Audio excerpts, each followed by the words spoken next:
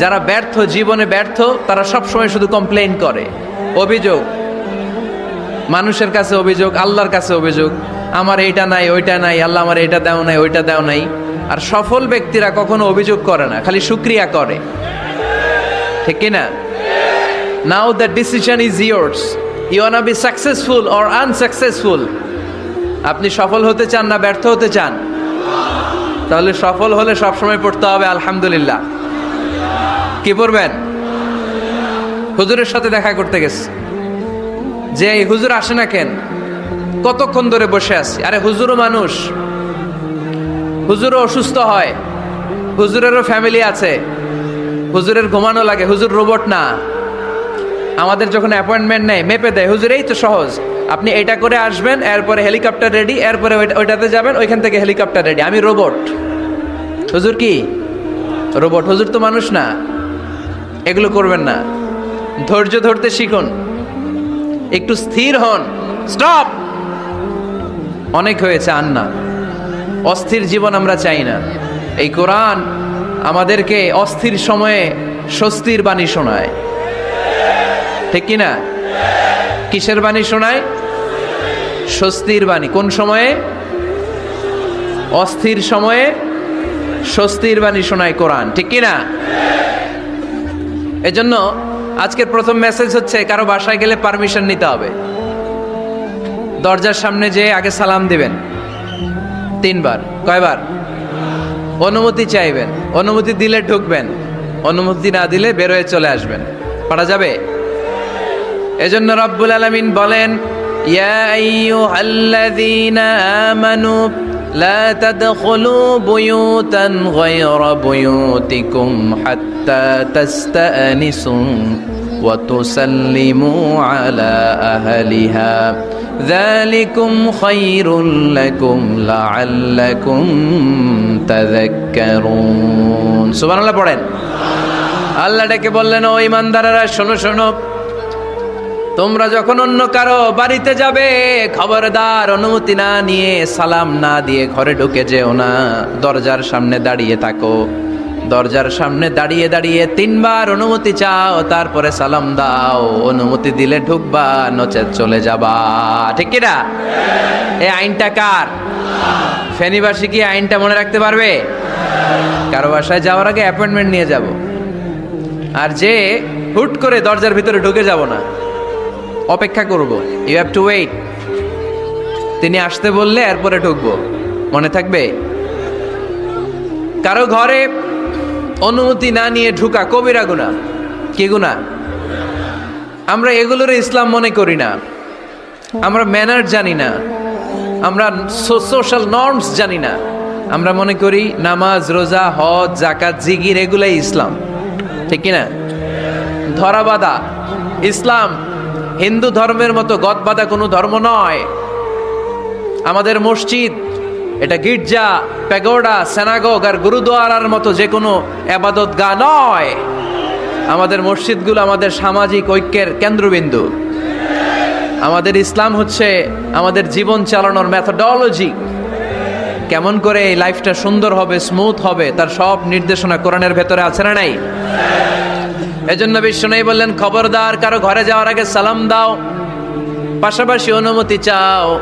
এক সাহাবী দাঁড়িয়ে বললেন, ইয়া রাসূলুল্লাহ, ইয়া হাবিবাল্লাহ, আমার ঘরে আমরা কেবল 2 জন থাকি, 2টা ঘর। এক ঘরে থাকে আমার আম্মা, আরেক ঘরে থাকে আমি। আফাস্তাযিনু আলা উম্মি, আমি কি আমার মায়ের ঘরে ঢোকার আগে অনুমতি নেওয়া লাগবে নাকি? নবী, হে, 2টা রুম আমার ঘরে, এক রুমে আমি, আরেক রুমে আমার মা। আফাস্তাযিনু আলা উম্মি, আমার মায়ের ঘরে যাওয়ার আগে অনুমতি নেওয়া লাগবে? আনা খাদিমুহা, আমি তো তার খেদমত করি, মায়ের ঘরে যাইতে অনুমতি লাগবে? বিশ্বনবী বললেন, নাআম ইস্তাযিন আলাইহা, হ্যাঁ অবশ্যই মায়ের ঘরে ঢোকার আগে অনুমতি নিয়ে ঢুকবা। সুবহানাল্লাহ পড়বেন না? সাহাবী বললেন, ইয়া রাসূলুল্লাহ, তিনি তো আমার মা, অনুমতি লাগবে কেন? বিশ্বনবী বললেন, আতুহিব্বু আন তারাহা উরিয়ানাতান, ও সাহাবী, তুমি কি তোমার মাকে উলঙ্গ দেখতে পছন্দ করো নাকি? সাহাবী বললেন, না, কশিন কালেও নয়।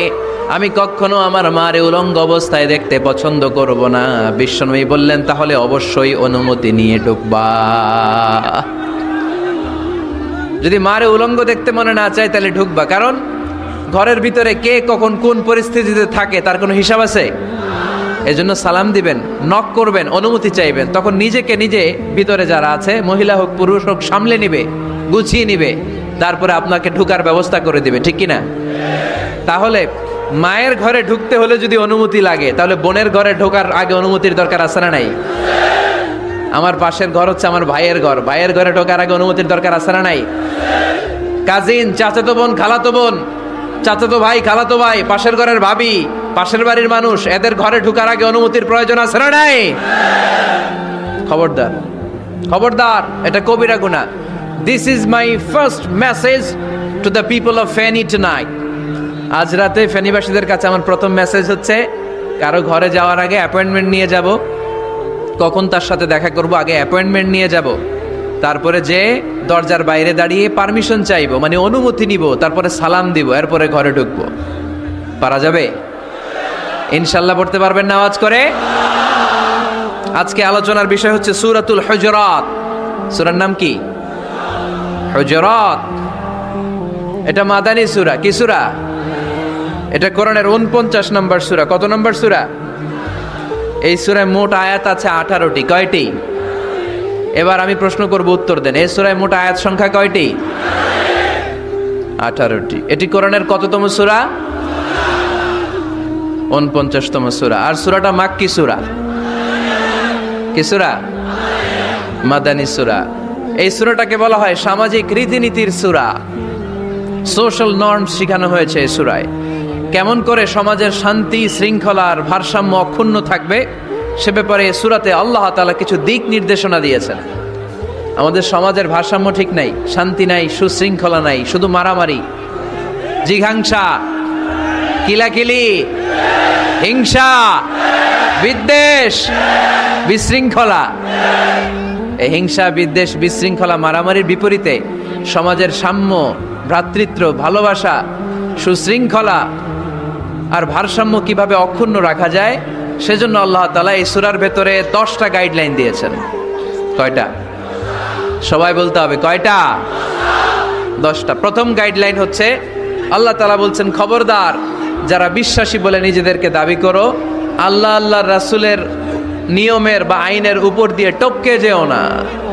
আল্লাহ আল্লাহ রাসূল যেটা বলেছে এটাই ফাইনাল, ঠিক কি না? রব্বুল আলামিন বলেন, ইয়া আইয়ুহাল্লাযীনা আমানু লা তুকদ্দিমু বাইনা ইয়াদাইল্লাহি ওয়া রাসূলিহি ওয়াত্তাকুল্লাহ ইন্নাল্লাহা সামিউন আলীম। পড়েন সুবহানাল্লাহ। আল্লাহ বললেন, যারা বিশ্বাসী বলে দাবি করো, খবরদার আল্লাহর দেয়া বিধান আর আমার নবীর দেয়া বিধান, এই বিধানগুলাই ফাইনাল। এই ফাইনাল কথার পরে মুমিনের কোনো কথা থাকতে পারে? আল্লাহ যেটা বলেছে, আল্লাহ রাসূল যেটা বলেছে সেটাই ফাইনাল। আওয়াজ করে বলতে হবে, সেটা কি? এটা ফাইনাল। এরপর আর নতুন কোনো কথা নাই। যখনই বলা হবে আল্লাহ বলেছে, রাসূল বলেছে, আমরা বলবো আমান্না, সামি'না ওয়া আতা'না, আমরা শুনলাম, মানলাম, বিশ্বাস করলাম, আমাদের পক্ষ থেকে আর দ্বিতীয় কোনো কথা নাই, ঠিক কি না? এজন্য আল্লাহ বললেন, খবরদার আমি আর আমার রাসূল যেটা দিয়েছি সেটাই ফাইনাল। অতিরিক্ত বুঝতে যেও না, ওভার স্মার্ট সাজতে চেও না, আমি আল্লাহর দেয়া নবীর দেয়া বিধানের সামনে অ্যাডভান্স হতে যেও না, কারণ আমি আল্লাহ আর আমার রাসূল যেই নিয়ম দিয়েছি সেটাই ফাইনাল, সেটাতেই বরকত। কোন মুমিন বান্দাবান্দীদের কাছে যখন আল্লাহ আর আল্লাহ রাসূলের কথা বলা হয়, তাদের কাছে এটাই ফাইনাল, ঠিক কি না? ওমা কানা লিমুমিনিন ওয়ালা মুমিনাতিন ইযা খাদাল্লাহু ওয়া রাসূলুহু আমরান আইয়াকুনা লাহুমুল খিয়ারাতু মিন আমরিহিম। মুমিন নরনারীর কাছে যখন বলা হবে এটা আল্লাহর কথা, আল্লাহর রাসূলের কথা, এটাই ফাইনাল। এরপরে মুমিনের আর নতুন কোনো চয়েস থাকতে পারে? আল্লাহ বলেছে 5 ওয়াক্ত সালাত জামাতের সাথে আদায় করো, এটাই ফাইনাল, ঠিক কি না?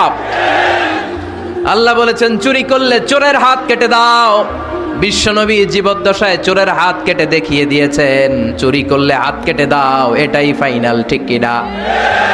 আল্লাহ নিয়ম জারি করেছেন, ও নারীরা পর্দা করে ঘর থেকে বের হও, এর উপরে কোনো কথা নাই, জোরে বলেন ঠিক কিনা?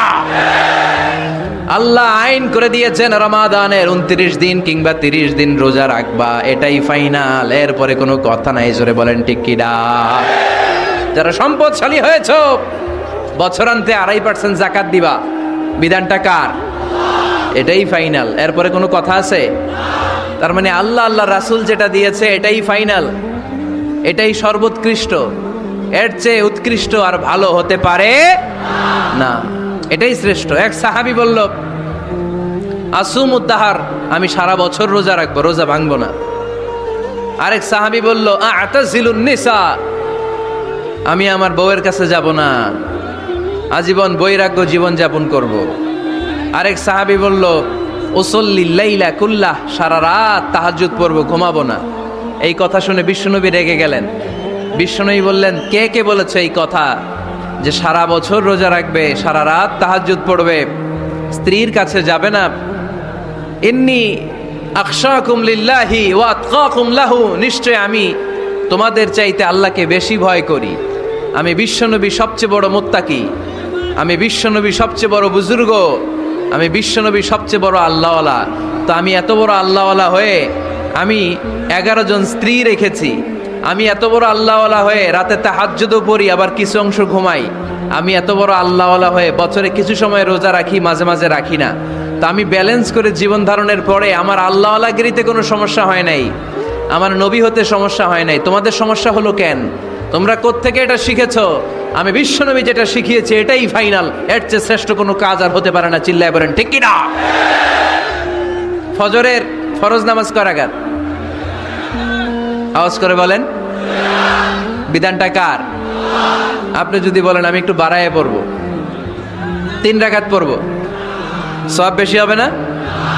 কারণ আপনি অ্যাডভান্স হয়েছেন। লা তুকদ্দিমু বাইনা ইয়াদাইল্লাহি ওয়া রাসূলিহি, খবরদার আল্লাহ আল্লাহ রাসূলের উপর অ্যাডভান্স হয়ো না। রমাদানের রোজা 30টা, আপনি যদি বলেন 35টা রাখবো, ফেনীর ভাইয়েরা, রমজানের পরে আরো 5টা যদি একাধারে রাখেন, রমজান মনে করে আল্লাহ কবুল করবে? কবুল করবে? তার মানে আল্লাহ আল্লাহ রাসূল যেটা বলেছে এটাই ফাইনাল।